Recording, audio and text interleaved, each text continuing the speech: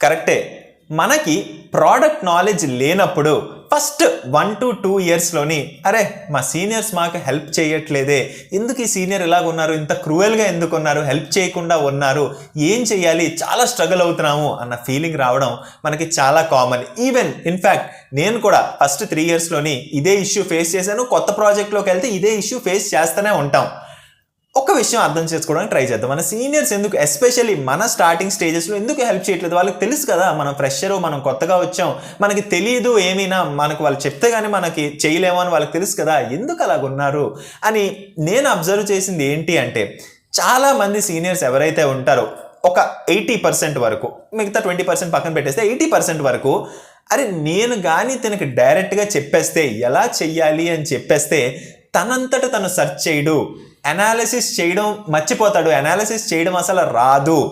ఇవాళ పర్లేదు నేను చెప్తాను, రేపు పొద్దున్న తిను ఒక లీడ్ పొజిషన్ అయి తిను నలుగురికి చెప్పాలి అన్నప్పుడు తినకి ఈ అలవాటు ఏదైతే ఉంటుందో, అంటే అరే నా సీనియర్ చెప్పాడులే అన్న అలవాటు ఏదైతే ఉంటుందో ఇది తినకి ఫ్యూచర్లో అలవాటు అయిపోయి తిన జూనియర్స్కి చెప్పలేడు, తినకి అనాలిసిస్ చేయడం రాదు. సో నేను ఇప్పుడు ఈ స్టేజ్లో, స్టార్టింగ్ స్టేజ్లో తనకి ఎక్కడైతే ఎక్స్పెక్టేషన్స్ తక్కువ ఉన్నాయో, ప్రెషర్ తక్కువ ఉన్నదో నేను తినకి వదిలేస్తాను మొత్తం. అసలు తను ఎలా అనలైజ్ చేస్తాడు, ఎలా ఇష్యూని అప్రోచ్ అవుతాడు చూద్దాం అని చెప్పే నేను చూసిన దాంట్లో అయితే 10 మంది సీనియర్స్లో 7 మంది సీనియర్స్ ఇంతే. ముగ్గురు హెల్ప్ చేయట్లేదు అంటే వాళ్ళని పక్కన పెట్టేస్తే ఈ 7గురు కూడా నేను అబ్జర్వ్ చేసింది ఏంటంటే, మనం ఎంతో కొంత అనాలిసిస్ చేసి సార్ ఇలా ఇలా ఇలా ఉన్నదండి, నేను ఇక్కడ స్టక్ అయిపోయాను అని మనం పట్టుకెళ్తే మన అనాలిసిస్ కానీ ప్రాపర్గా ఉంటే ఆ మిగిలింది వాళ్ళు హెల్ప్ చేయడానికి రెడీగానే ఉన్నారండి. మనతో మనం చేసే ఒక చిన్న మిస్టేక్ ఏంటి అంటే, ఈ ఇనీషియల్ అనాలిసిస్ పట్టుకెళ్లకుండా మనం డైరెక్ట్గా ఆ స్టార్టింగ్ పాయింట్ కోసం మనం అడగడానికి ట్రై చేస్తాం. ఈవెన్ నేను కూడా నా స్టార్టింగ్ పాయింట్ ఎక్కడ అని అడగడానికి ట్రై చేస్తే మీరు అనాలిసిస్ చేయండి అంటారు. మనం ఆ అనాలిసిస్ చెయ్యండి అని అన్నప్పుడు అరే స్టార్టింగ్ పాయింట్ చెప్తే మనం స్టార్ట్ చేసుకుంటాం కదా అన్న థాట్లో మనం ఉంటాం. కానీ సీనియర్కి ఎలా ఉంటుందంటే, కొన్ని ఇయర్స్ అయిపోయిన తర్వాత ఎప్పుడైతే మనం స్టాండ్ అలోన్గా వర్క్ చేయాలో ఆ స్టార్టింగ్ పాయింట్ అనేది ఎవరు చెప్తారు? ఇప్పుడంటే సీనియర్కి తెలుసు స్టార్టింగ్ పాయింట్ ఎక్కడ ఉందో, తను చెప్పేస్తాడు. 2 డేస్లో మనం చేయలేకపోతే తన దగ్గరికి మనం అదే స్టేజ్లో వెళ్తే తను చెప్తారు. బట్ ఈ 2 డేస్ ఏదైతే మనం కష్టపడతామో దీని స్టార్టింగ్ పాయింట్ ఎక్కడ అని ఎతుకడానికి ట్రై చేస్తామో ఆ ఎతికే ప్రాసెస్లోని ఈ చుట్టుపక్కల ఉన్న కొన్ని విషయాలు తెలుస్తాయి.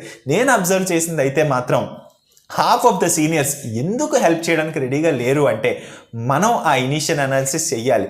మనం ఆ ఐడెంటిఫికేషన్ స్టార్టింగ్ పాయింట్ ఎక్కడ అనేది మనం ఐడెంటిఫై చేసేలాగా మనల్ని క్రియేట్ చేయడం కోసమే చాలామంది సీనియర్స్ అయితే హెల్ప్ చేయకుండా ఉంటారు. బట్ నేను అబ్జర్వ్ చేసింది అయితే మాత్రం మనం ఒక్క స్టేజ్ వరకు అనాలిసిస్ చేసి కానీ మన సీనియర్ దగ్గరికి వెళ్తే, మనం ఫుల్ అనాలిసిస్ చేయకపోయినా, ఇష్యూ ఫిక్స్ చేయకపోయినా పర్లేదు, బట్ ఆ హాఫ్ స్టేజ్ వరకు ఏదైతే మనం చేసి వెళ్తామో ఖచ్చితంగా వాళ్ళు హ్యాపీగా ఫీల్ అయ్యి మిగతాదంతా మనకి హెల్ప్ చేస్తూనే ఉన్నారు.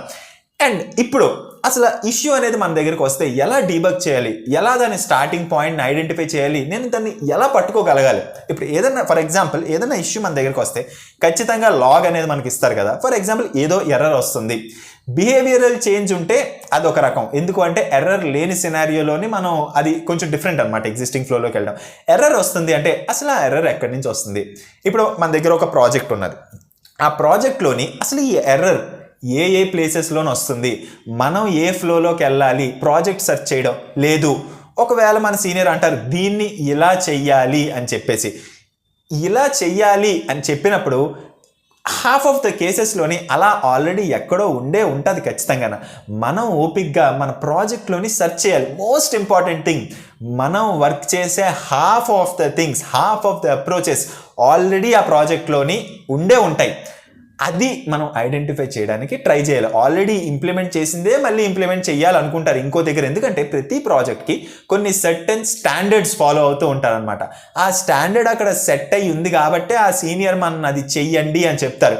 90% ఆఫ్ ద కేసెస్లోని మనకు ఆల్రెడీ ఎక్కడో దగ్గర ఇంప్లిమెంట్ అయ్యే ఉంటుంది. మనం ప్రాపర్గా కానీ కొంచెం టైం తీసుకొని ప్రాజెక్ట్ సెర్చ్ చేస్తే మనం ఖచ్చితంగా ఎంతో కొంత అయితే మనం ఐడెంటిఫై చేసుకోగలం.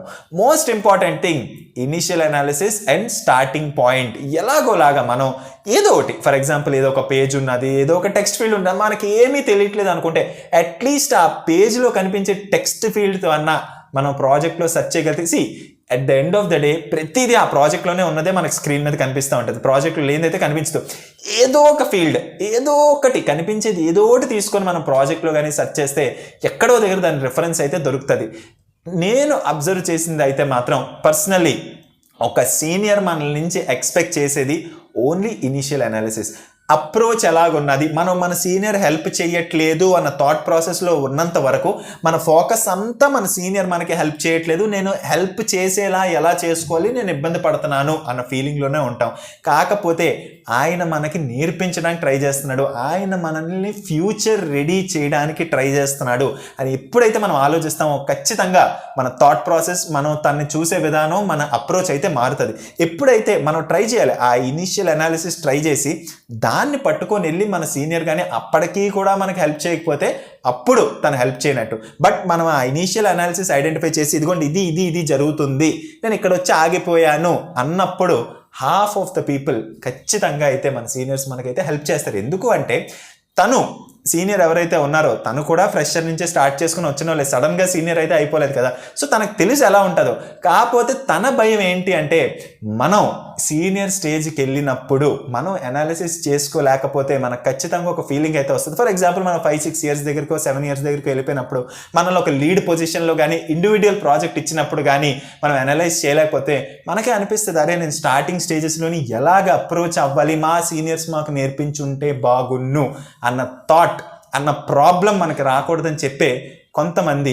ఎందుకు సార్ మనం వర్క్ చేస్తున్నప్పుడు మన సీనియర్స్ మనతో అంత కఠినంగా ఉంటారు కదా, కానీ మనం వెళ్ళిపోతున్నప్పుడు మన గురించి అంత గుడ్ ఫీడ్బ్యాక్ చెప్తారు, అంత మంచిగా మాట్లాడతారు అంటే లోపల ఉంటుంది తిను కష్టపడ్డాడు, తిను చేస్తున్నాడు ఇవన్నీ లోపల ఉంటాయి. బట్ బయటికి చెప్పేస్తే మనకు ఆ ప్రైడ్, ఆ గర్వం అనేది వచ్చేసి మనం సరిగ్గా చెయ్యము అని చెప్పి అలాగా ప్రతిదానికి ఒక లిమిట్ ఉంది. ఆ లిమిట్లో మన నుంచి మనం ఎలాగ ఫ్యూచర్ రెడీగా ఉండడం కోసమే మన సీనియర్స్ 90% ఆఫ్ ద కేసెస్లో అయితే అందుకే మన సీనియర్స్ అయితే మనకి ఎక్కువగా హెల్ప్ చేయకుండా, లైక్ స్పూన్ ఫీడింగ్, డైరెక్ట్గా ఇక్కడ ఇష్యూ ఉంది ఇలా ఫిక్స్ చేయని చెప్పకుండా నువ్వు ఐడెంటిఫై చెయ్యి, ఎలా ఫిక్స్ చేయాలో చూద్దాం తర్వాత, ఫస్ట్ నువ్వు ఐడెంటిఫై చెయ్యి ఎందుకు ఫెయిల్ అవుతుందో. ఆ అనాలిసిసే ఎక్స్ట్రీమ్లీ ఇంపార్టెంట్.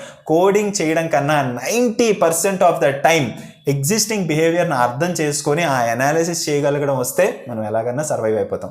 ఈ వీడియోలో ఇన్ఫర్మేషన్ మీకు హెల్ప్ఫుల్ అనిపిస్తే వీడియోని లైక్ చేయడానికి ట్రై చేయండి. ఛానల్కి కొత్తగా వచ్చినట్టయితే ఛానల్ని సబ్స్క్రైబ్ చేసుకోవడానికి ట్రై చేయండి.